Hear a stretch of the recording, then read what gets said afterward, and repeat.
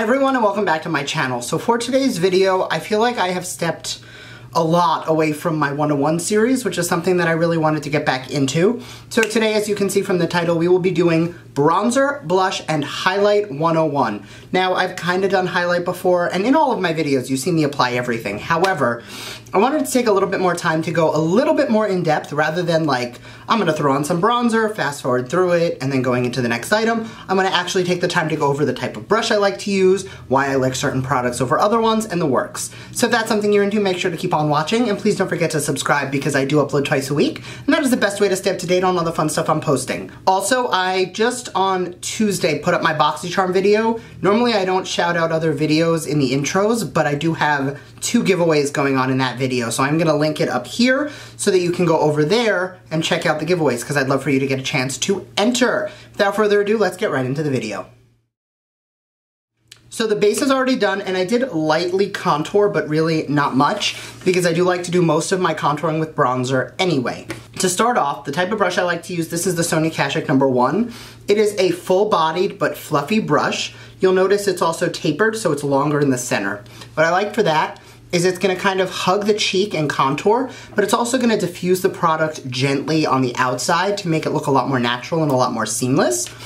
Today I'm going to be using the Marc Jacobs Tantastic Bronzer, which as you know is a huge favorite of mine. Lately it's really the only one I use, and I just like to load up my brush, tap off a tiny bit. And the reason I like to use this one is it's cool toned. A lot of bronzers have that orangey undertone. The undertone in my skin is very cool toned, which means that I have a lot of pink. Pink plus orange looks like an Oompa Loompa. I would rather use something a little more cool toned because on me it's just going to look a little more natural. And when I take this, I like to go in circular motions down the cheek and up. And what this is going to do is it's just going to lightly warm up the skin. And it's just going to, you see the difference already? How this side is just a little bit bronzier. Obviously it's bronzer. A little bit more natural looking, a little less pasty. So I do like to build up the cheek. Then with whatever's left on my brush, I do like to go up the side of the forehead and temples into the hairline. I don't have a lot of room here, so I don't typically contour my forehead at all. And then I'll take a tiny bit more on my brush, and I will just go from the back of the jawline down the chin. And again, the entire time I'm going in small circular motions, just because you see how this side is very stark and a little bit pasty, and this side just looks a little more healthy, a little more bronzy, a little bit more natural. Especially when I look straight on, the hollows of the cheekbones look a little bit higher, so the cheekbone looks elevated and the whole face just looks a little more healthy. So I'm gonna do that exact same thing on this side and let you guys just watch.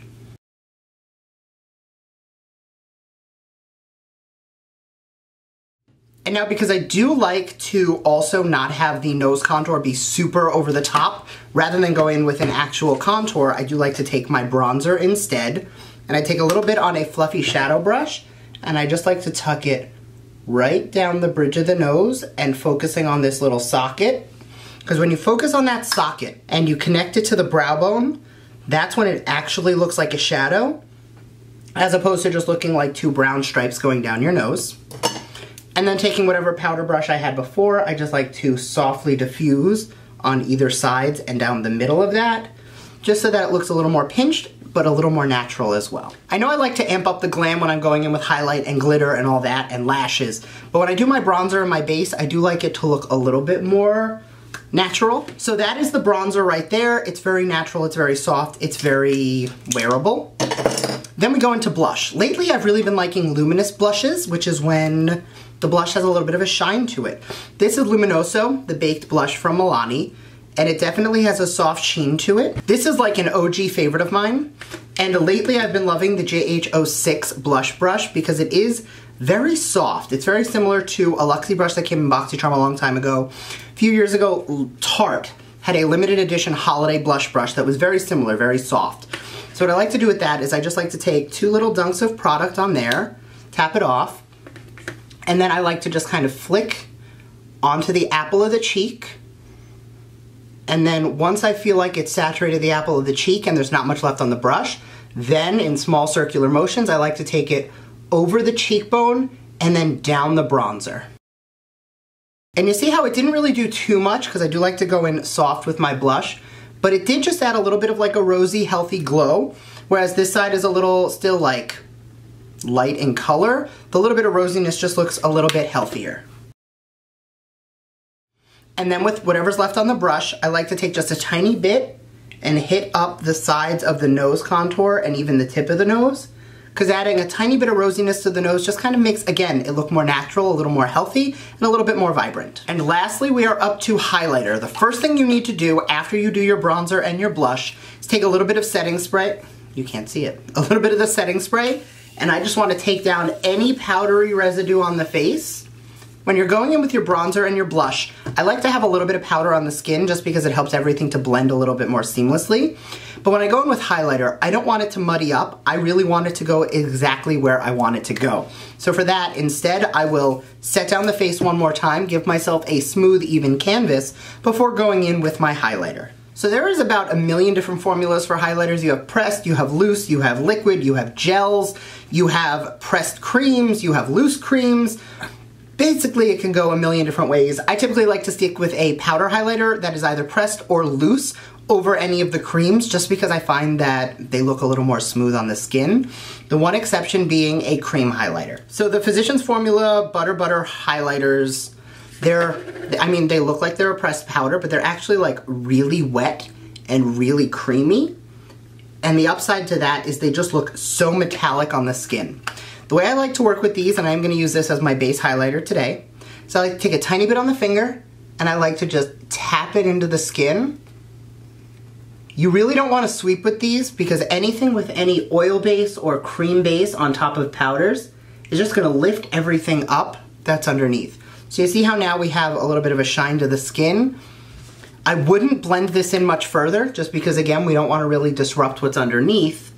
But we just have a nice soft base for what's gonna go on next. So I know I like to go in with a lot of expensive products, so I am gonna be using a drugstore highlighter. This is the Maybelline Master Chrome, which is an OG fave of mine.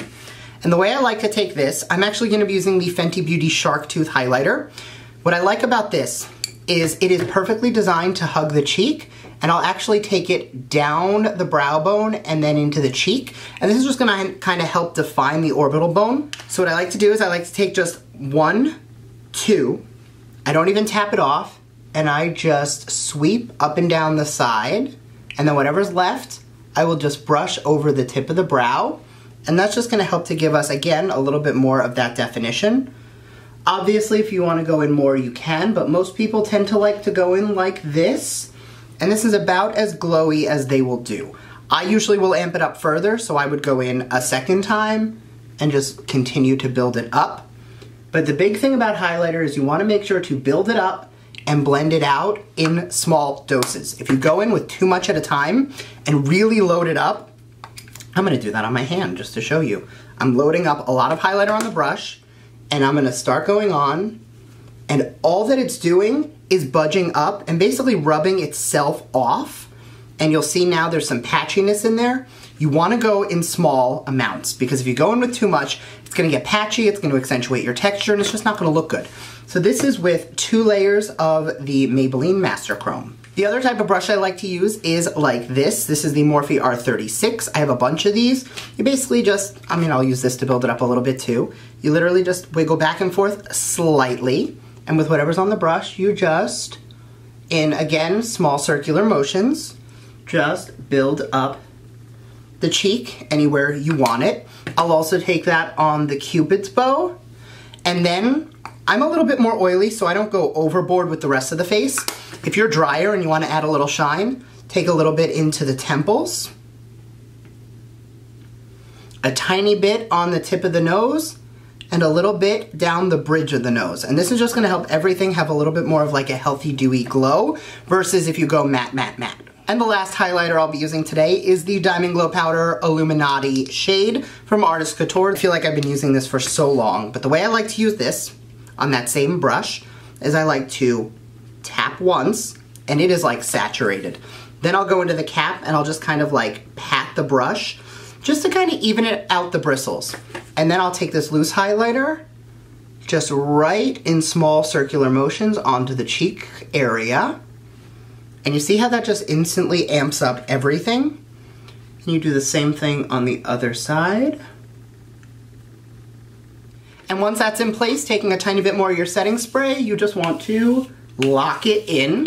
And I'm just gonna give this a couple seconds for the setting spray to dry down, and then I'll be right back. Now, I could not possibly do a highlighter video at all without shouting out Flexitarian. This is from ColourPop, and it is one of, if not my oldest highlighter favorite. Like, you can just see in the pan how metallic it is. Bare finger, 1. It's just so vibrant and so beautiful. This is my favorite inner corner shade. So to do this, I like to take a dense little pencil brush. I like to lightly swirl it and tap into the, I mean, I guess you can call it a putty because it's a little bit more than a cream, but not quite a powder. Then, very lightly, just pat it into the inner corner. And you see how that just instantly opens up the eyes? Just makes everything look a little bit more awake. Definitely more vibrant, and a little bit more glam too. Like, I find that if you've been on my channel since the very beginning, I used to hate so many inner corner highlights that I used to actually go in with glitter pretty much every day, just because I felt like it needed a little bit more oomph. This is one of the few highlighters I can use on the inner corner that does not at all disappoint. So just to wrap that up, the points of highlight are going to be the top of your cheekbones into the tail of the brow and the arch of the brow bone, into your temples, Cupid's bow, center of the nose, bridge of the nose, inner corner. If you also want to add a little bit to the chin and the center of the forehead, if yours tend to protrude a little bit, you can. Mine really don't too much, plus I tend to get oily right here, so I'm never one to put highlighter in the center of my head just because it's never going to look good and it's not a cute look for me. So thank you very much for watching. I hope this was informative. If it was, make sure to give this video a thumbs up. And let me know down below which step you find that you need the most help with, whether it is bronzer, blush, or highlight.